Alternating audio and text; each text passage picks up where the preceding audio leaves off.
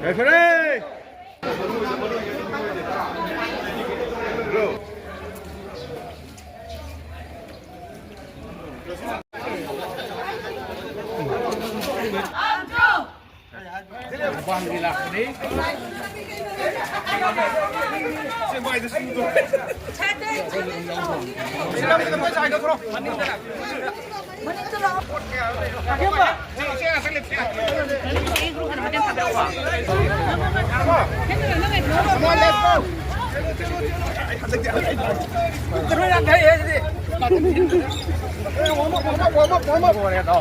कोई तरह में सुबह sports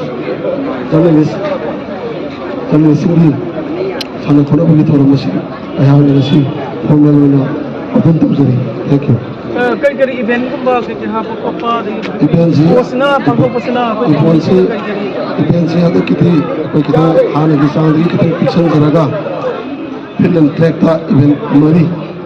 100 metre race 400 metre race long jump अमेठी शॉट पुट अदुगा ग्रुप इवेंट था क्रिकेट अमेठी फुटबॉल में अदुगा लोग इसी ऑफिसर का कोई है इंदा की कोई कमला पाता ट्रैक एंड फील्ड से ऑफिसर नहीं अदुना देवरेली बा स्पोर्ट्स जर्नलिस्ट नमकना कोई है लोग तय की मांगा तय नंगा कमला पाता का केगा कोई स्पोर्ट्स की फिल्म ट्रैक की इवेंट से सी शो व्यू मनना